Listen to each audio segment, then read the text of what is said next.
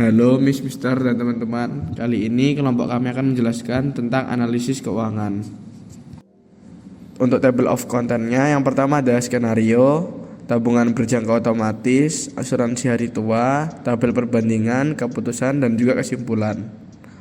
Untuk skenario-nya, Budi yang berumur 30 tahun memiliki gaji 7 juta per bulan, merencanakan pensiun pada usia 55 dengan target dana 100 juta rupiah.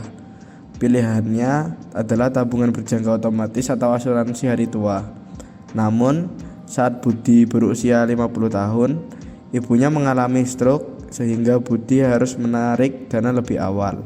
Dalam kondisi tersebut, tabungan berjangka atau asuransi hari tua yang harus lebih efisien. Selanjutnya ada prinsip pengelolaan keuangan. Yang pertama, saya akan menjelaskan prinsip 50-30-20 terlebih dahulu. Prinsip 50-30-20 adalah metode pengelolaan keuangan yang membagi penghasilan bulanan setelah pajak ke dalam 3 kategori utama. 50% itu untuk kebutuhan pokok seperti sewa, tagihan, bahan makanan. 30% untuk keinginan seperti hiburan, makan di luar atau berbelanja, dan 20% untuk tabungan dan juga investasi termasuk dana darurat dan juga pelunasan utang.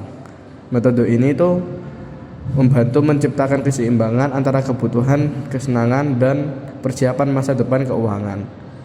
Nah, selanjutnya ada pendapatan sekitar 7 juta dibagi menjadi 50-30-20%. Kebutuhan pokok 7 juta dikurangi 3.500.000 sama dengan 3.500.000, dan juga keinginan 3.500.000 dikurangin 2.100.000 hasilnya 1.400.000, dan juga tabungan yang hasilnya 1.400.000 dikurangi 500.000 dibagi premi sama dengan 900.000 dibagi dana. Tabungan berjangka otomatis atau sering dikenal sebagai automatic time deposit adalah sebuah produk perbankan yang memungkinkan nasabah menabung sejumlah uang secara rutin dengan nominal tetap untuk jangka waktu tertentu. Proses setorannya berjalan otomatis dengan cara mendebit langsung dari rekening induk atau sumber dana nasabah. Pada akhir jangka waktu atau jatuh tempo, nasabah akan menerima total tabungan plus bunga yang telah dijanjikan. Karakteristik tabungan berjangka yang pertama adalah setoran otomatis. Dana akan secara rutin didebitkan langsung dari rekening induk ke tabungan berjangka. Karakteristik yang kedua adalah nominal tetap. Jumlah setoran tidak boleh berubah selama jangka waktu tertentu. Yang ketiga, jangka waktu tertentu. Tabungan berjangka memiliki tenor tetap. Contohnya 6, 12, atau 24 bulan. Yang keempat adalah bunga lebih tinggi. Imbal hasil lebih baik daripada tabungan biasa sebagai kompensasi dana yang dikunci. Yang kelima, fleksibel saat jatuh tempo.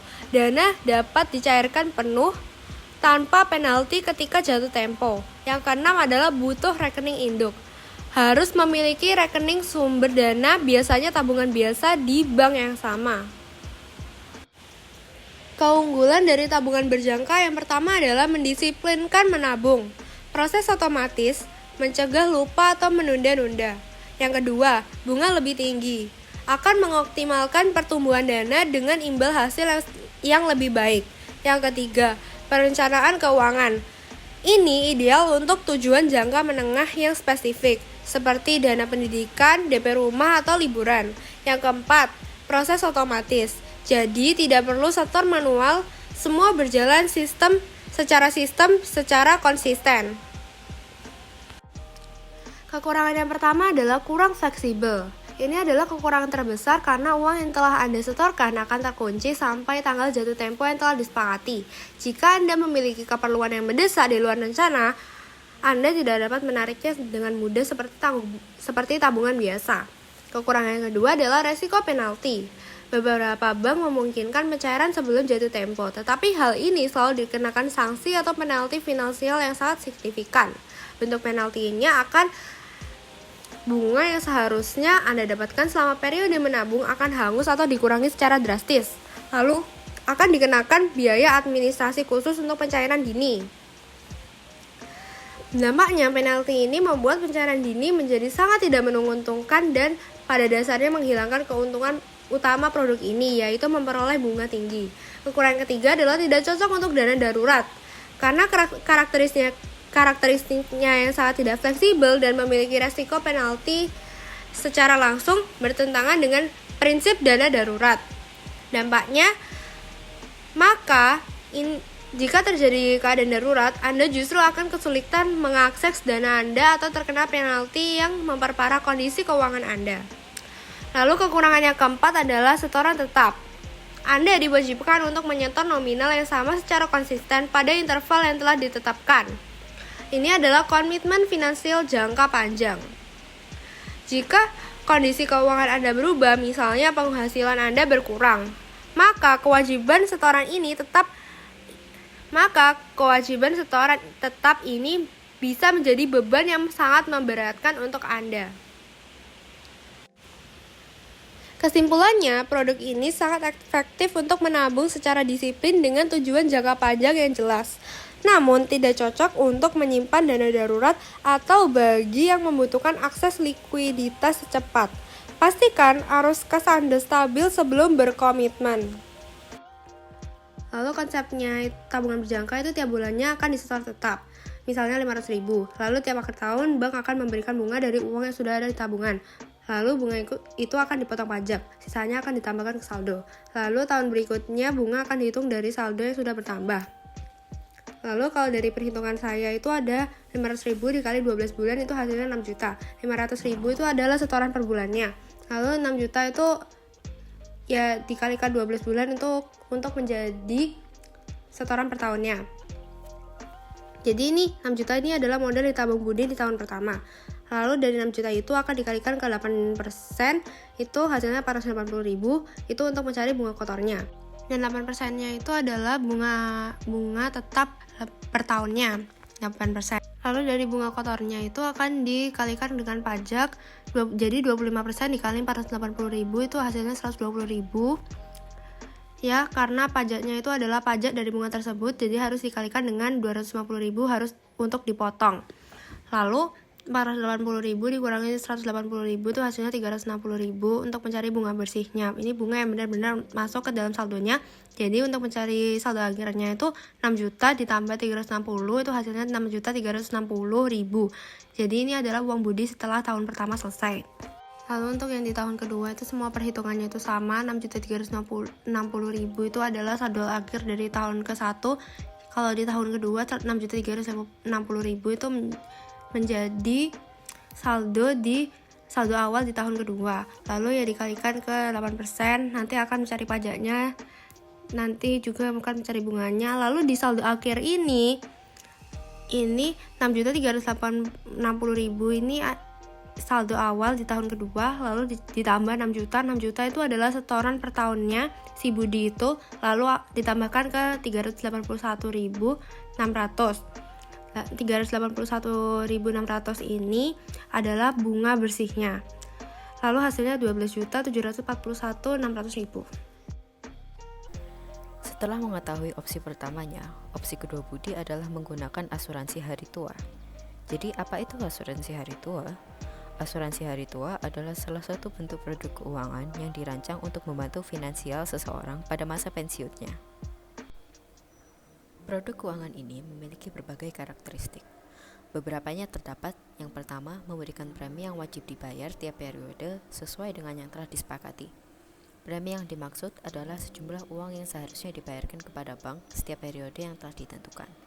Pada skenario yang kami dapat, sejumlah uang yang ingin ditabung oleh budi adalah 6 juta per tahun, sehingga uang tersebut adalah premi yang dimiliki budi.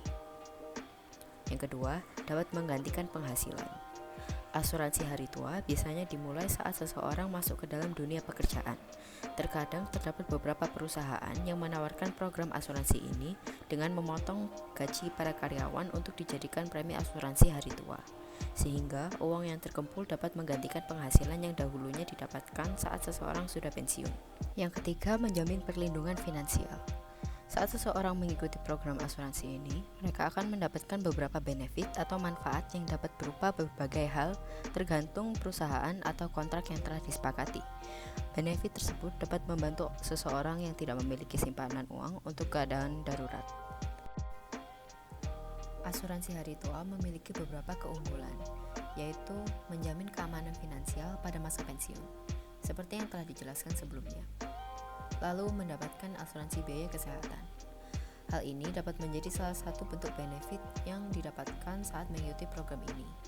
Selain itu, asuransi ini dapat menjadi investasi bagi warisan, di mana saat kita meninggalkan dunia ini, uang yang telah terkumpulkan akan diturunkan kepada keturunan kita. Dan yang terakhir, membangun kemandirian finansial.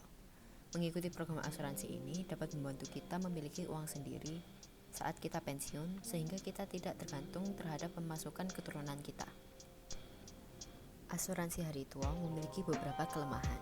Pertama, adanya volatilitas nilai investasi yang menyebabkan premi yang diinvestasikan belum tentu memberikan surplus. Selain itu, terdapat juga kemungkinan premi yang tinggi.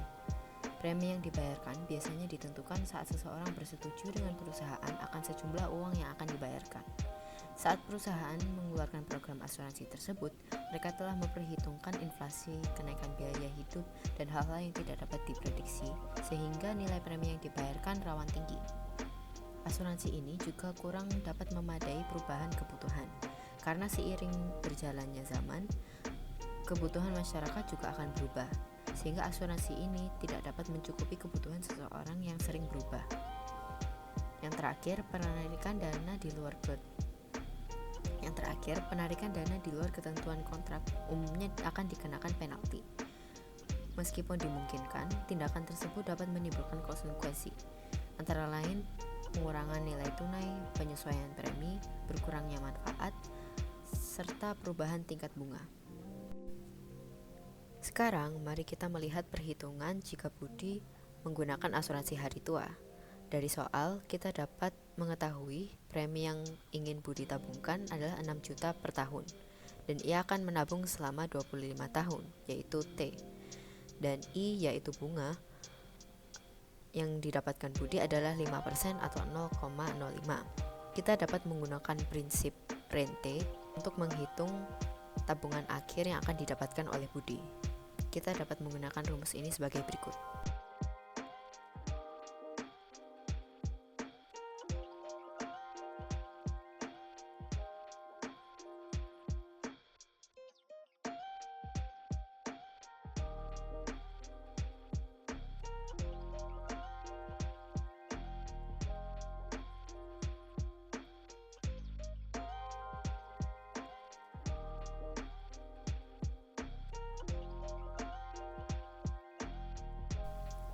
Karena di skenario kami saat menggunakan asuransi ini setelah lebih atau sama dengan 10 tahun, pengguna akan diberi pajak.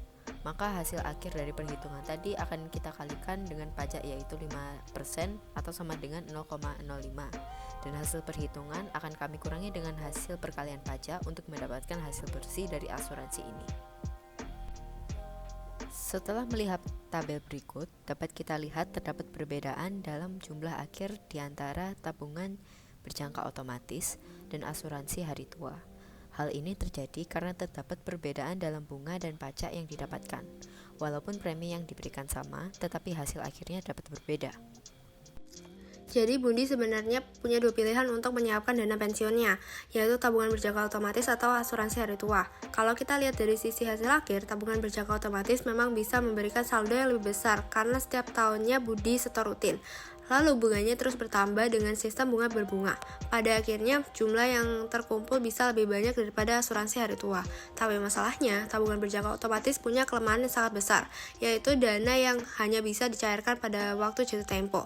Kalaupun ingin diambil lebih cepat, biasanya akan terkena penalti atau bahkan tidak bisa sama sekali. Ini menjadi masalah darurat ketika Budi menghadapi keadaan darurat, yaitu saat ibunya sakit stroke di usia Budi 50 tahun. Dan dia butuh dana mendesak. Tabungan berjangka otomatis jadi tidak fleksibel untuk kondisi seperti ini. Sedangkan asuransi hari tua mungkin hasil akhirnya tidak sebesar tabungan berjangka karena ada biaya administrasi dan biaya asuransi. Tetapi asuransi punya kelebihan berupa fleksibilitas serta adanya proteksi. Artinya, kalau Budi mengalami kondisi darurat atau musibah, dana tersebut bisa lebih mudah digunakan.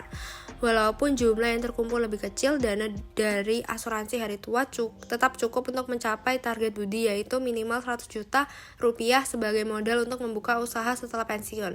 Jadi bisa dibilang keputusan untuk memilih asuransi hari tua bukan karena mengejar hasil paling besar, tapi lebih karena keamanan dan kepastian. Asuransi hari tua memberikan rasa aman bahwa dana tetap ada, bisa dipakai saat darurat, dan cukup untuk kebutuhan yang sudah direncanakan. Sedangkan tabungan berjangka otomatis lebih cocok untuk orang yang yakin tidak akan ada kebutuhan mendesak sampai jatuh tempo. Karena Budi ingin berjaga-jaga untuk kondisi tak terduga, maka pilihan asuransi hari tua dianggap lebih cepat walaupun hasil akhirnya tidak sebesar tabungan berjangka otomatis. Yang terakhir ada refleksi. Apa yang bisa saya lakukan supaya rencana keuangan saya menunjukkan tanggung jawab dan juga iman kepada Tuhan. Yang harus saya lakukan adalah sisihkan sebagian uang untuk tabungan, investasi, dan juga dana darurat seperti 50, 30, 20% yang saya jelaskan di awal tadi. Dan juga harus berbagi atau sedekah kepada orang lain sebagai suatu wujud syukur, dan juga hindari hal-hal yang tidak perlu untuk mengelola keuangan dengan jujur, seperti tidak boros dalam berbelanja atau tidak gengsi. Lalu jelaskan mengapa penting memilih produk keuangan dengan bijak untuk hari tua, dan bagaimana hal tersebut menunjukkan tanggung jawab kepada diri sendiri. Yang harus dilakukan adalah melindungi diri dari resiko keuangan seperti inflasi dan mengurangi ketergantungan pada orang lain. Juga bertanggung jawab kepada diri sendiri. Lalu menjaga kemandirian di masa tua dan juga menghargai masa depan dengan perencanaan yang matang. Itu saja penjelasan dari kelompok kami. Terima kasih.